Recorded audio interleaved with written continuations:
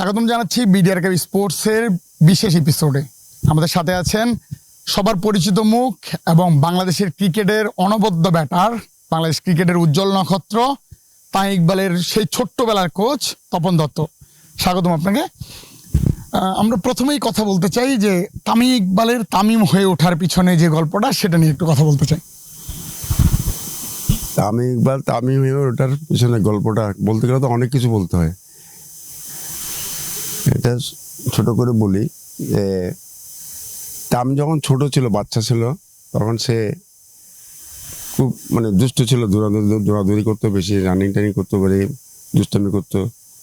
কিন্তু আবার খেলার দিক দিয়ে কিন্তু সিরিয়াস ছিল। ব্যাটিং যখন করতো সিরিয়াসলি ব্যাটিং করতো, প্লাস যেটা করবে সেটা প্রপারলি পারফেক্টলি করতো। আর ওর করার পিছনে ওনার বাবার অনেক অবদান রয়ে গেছে। যখন তামিম প্র্যাকটিস করতো, খান সাহেব, ইকবাল খান সাহেব, ওনার আব্বা, উনি আবার আমার ওস্তাদ, আমার স্যার, উনি আসে বসে থাকতেন, দেখতেন কি করতেছে না করতেছে। এই আস্তে আস্তে গ্রো হওয়া আর কি।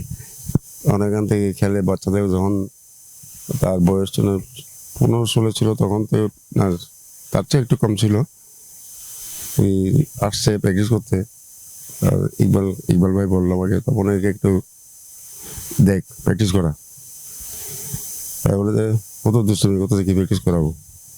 তাই বললো যে না, ঠিক করে দে, ভালো করে দেখে দেখো না। তাই প্র্যাকটিস করাচ্ছি, রানিং টানিং করাতাম। রানিংটা একটু কম করতে চাইতো, আর ফিজিক্যাল একটু কম করতে চাইতো, কিন্তু ব্যাটিং করতে চাইতো বেশি ব্যাটিং করতে চাইতো। আর ব্যাটিং দিয়ে করতে সবগুলো মাঠ ছাড়া ওই ধরে গেলা এটাতে ছিল না। এভাবে আস্তে আস্তে সে উপরের দিকে আসছে আর কি। তখন ছোটোকালে খেলছে, প্র্যাকটিস করছে, মোটামুটি দেখছে খেলতে পারবে। তখন টুর্নামেন্ট খেলালাম, টুর্নামেন্ট ভালো করলো। ভালো করার পরে আর সেতে পিছনে ফিরে দেখে সামনের দিকে আগে গেছে, তারপর ঢাকা গেছে, ঢাকাতে খেলতেছে। তখন আস্তে আস্তে সে গ্রোথ হলো আর কি।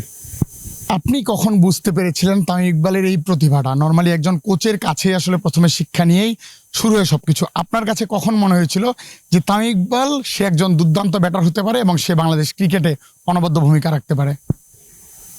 এটা হলো যে ছোটবেলা যখন সে ওর নিজের ইচ্ছে মতো, নিজের মতো, মনের মতো করে খেলতে চাইতো।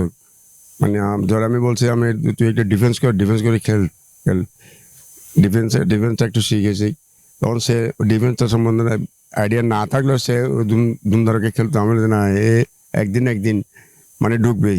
মারমুখী আমাদের দরকার, তো মারমুখী মারাটা মারতে পারলে ডিফেন্সটা অটোমেটিক শেখা যায়।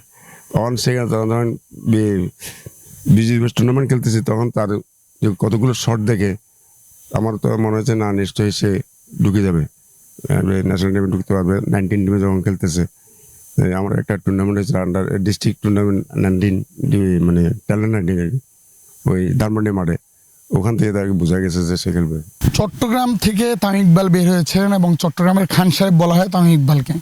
সেই তামিম ইকবাল যেহেতু চট্টগ্রাম থেকে বের হয়েছেন, নতুন তামিমরা আসলে চট্টগ্রাম থেকে বের হচ্ছে না কেন? নতুন তামিমরা দেখেন, 1000টা ছেলে যদি প্র্যাকটিস করে, ওখান থেকে আপনি 2-1টা ছেলে পাবেন, সবগুলো তো পাবেন না। আর যেগুলো হবার সেগুলো এমনি অটোমেটিক দেখা যায়, যে রানিং টানিং বা ব্যাটিং ট্যাটিং, ওগুলো দেখে এমনি বোঝা যায় কি ছেলেটা কদ্দূর যাবে। আর এখন যেটা চলতেছে এই যুগে, এখন কম্পিটিশন বেশি বেড়ে গেছে।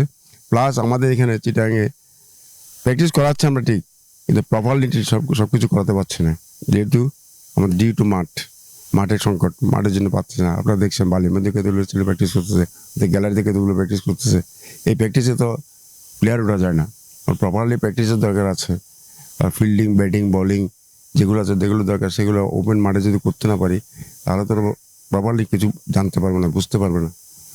এই জন্য যেটা একটু প্লেয়ারদের একটু মাঠের সংকট হওয়াতে প্লেয়াররা একটু কম এফোর্ট দিতে পারছে, বুঝছেন না? এইটাই হলো আমাদের বড় সংকট। মাঠ হলে সবচেয়ে বড়।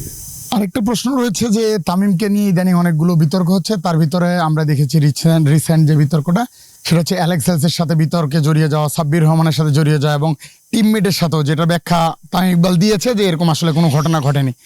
ছোট আগের তামিম কি এরকম আসলে মাঠে আচরণ করতেন, নাকি আগের তামিম অনেকটা কুল স্বভাবের ছিলেন? ও মাঠে কখনো কোনো কারোর সাথে অ্যাগ্রেসিভ কোনো কাজ করেনি। যে আমার যে দেখা মতো আর কি। আর ইদানিং যেগুলো হচ্ছে সেগুলো তো এটা পার্ট অফ গেম। আপনি স্লেজিং করবেন, মাঠের মধ্যে একটা স্লেজিং তো হয়, স্লেজিং এর মধ্যে আপনি আপনি আমাকে বলবেন, আমি আপনাকে বলবো, এটা পার্ট অফ গেম। এখানে মাঠের মধ্যে থাকবে, মাঠের বাইরে তো হয় নাই। যত বলতে পারো মাঠের বাইরে অন্য কিছু হয়েছে, এটা তো শুধু মাঠে। তা আমি যদি ওই ফান করি, ওকে যদি একটু গালি দিলাম বা একটা বকা দিলাম, আপাতত মাঠের বাইরে গিয়ে আমরা ঠিক হয়ে যাচ্ছি, এগুলো এগুলো মাইন্ড করে লাভ নেই, এগুলো দরকার নেই, এগুলো সব প্লেয়ারদের মধ্যে হবেই। আর আমার মধ্যে আমি আমি আমি ফ্রেন্ডশিপ আছে, হয়তো আপনি যাচ্ছেন, আপনাকে একটা গালি দিলাম, আপনি বলে যান এই গালি দিলে গেলে এভাবে এভাবে চলে, এগুলো কোনো ডাজেন্ট ম্যাটার, এগুলো কোনো খেলা টেলার বিষয় না। একটা প্রশ্ন হচ্ছে যে চ্যাম্পিয়ন্স ট্রফির আগে তামিম ইকবালের সরে যাওয়ার আগে বিশ্বকাপে তামিম ইকবাল অবসর নিয়েছেন, পরে সাবেক প্রধানমন্ত্রীর সাথে কথাবার্তা বলে তিনি আবার ফিরেছিলেন, এবং এরপরে যদিও আসলে সেভাবে ক্রিকেটে ফেরা হয়নি, কিন্তু চ্যাম্পিয়ন্স ট্রফির আগে তিনি আনুষ্ঠানিকভাবেই ঘোষণা দিলেন তিনি আর ক্রিকেটে ফিরবেন না। এই বিষয়টা আসলে আপনি একজন বাল্যকালের কোচ হিসেবে আপনার কাছে কেমন লেগেছে ব্যাপারটা? আগে যেটা ডিক্লারেশন দিছিল সেটা একটা বাধ্য হয়েছিল, মানে একটা প্রেশারে পড়ে ওটা দিয়েছিল। এখন যেটা সে এখন মনে করতেছে, যখন বিপিএল খেলতেছে, সে বুঝতেছে তার কদ্দুর অ্যাবিলিটি আছে খেলার, আর শরীরের ব্যাপার আছে এবং মেন্টালিটির ব্যাপার আছে, আবার ফিটনেসের ব্যাপার আছে, এগুলো সে এখন বুঝতেছে। হয়তো ও নিজেই বুঝতেছে যে আমি ফুল অ্যাপোর্ট আমি দিতে পারবো না, আমার জায়গায় আরেকটা ছেলে নতুন আসলে এটা তো একটা সুযোগ পাবে, তার জন্য আমি কেন ওর জায়গাটা নষ্ট করবো, এটা চিন্তা করতেছে। সব কিছু মিলিয়ে সে ডিসিশনটা নিছে আর কি। তামিম ইকবালকে নিয়ে একটা গুঞ্জন চলছে বিসিবি বোর্ড সভাপতি হওয়ার মতো, আপনি এই গুঞ্জনটা শুনেছেন কিনা? যদি শুনে থাকেন তাহলে এই বিষয়ে আপনার প্রতিক্রিয়া কি হবে? গুঞ্জনটা বাতাসও তো অনেক কথা বের হয়ে যায়। আমি বলতেছি এই আমার ডিভিশনের আমার এখানে ডিস্ট্রিক্টের প্রেসিডেন্ট হয়ে যাক, ওইখানে হয়ে যাক, সব হলে আমাদের সবার প্লেয়ারদের জন্য ভালো হবে, প্লেয়ারদেরকে যে দেখভাল করবে, এটাই নেই। কিন্তু ওখানে এত বড় পোস্ট একটা যাওয়া কি কেমনে যাবে বা কি করে যাবে, যেতে পারলে তো ওয়েল অ্যান্ড গুড, আর যেতে না পারলে তো। তারপরে আমার মনে হয় এই গুঞ্জন থাকবে, পরে কি হয় তা দেখা যায় না। হতে পারে প্রেসিডেন্ট হতে পারে, প্রেসিডেন্ট হলে তো আমাদের লাভ, প্লেয়ারদের লাভ, যেহেতু সে একজন প্লেয়ার। এই যে এইটুকু আর কি, আর কি বলবো, এটা তো গুঞ্জন থাকে, কখন সত্যি হয় না হয় বলা যাবে। যদি তামিম ইকবাল যদি বিসিবি সভাপতি বোর্ড সভাপতি হয়ে যান, তাহলে তামিম ইকবালের কাছে, আপনি তামিম ইকবালের সে বাল্যকালের কোচ, আপনার কি চাওয়া থাকবে তামিম ইকবালের কাছে? যদি সে হয়ে যায়, এটা আনফর্চুনেটলি মানে আমার চাওয়ার কিছু নেই। আমি ক্রিকেট বোর্ডটাকে সুন্দরভাবে চালানো, সাপোর্টাইজ কমে দেওয়া, আর প্লেয়ারদের একটু দরদ দেওয়া, এটা। আর ক্রিকেটকে নিয়ে একটু ভালো অর্গানাইজ করার জন্য। আর আমাদের চিটাগাংয়ের মাঠের সংকট, মাঠটা যদি দুই একটা মাঠ করে দেয়, সেটাই আমার চাওয়া, কিছু না।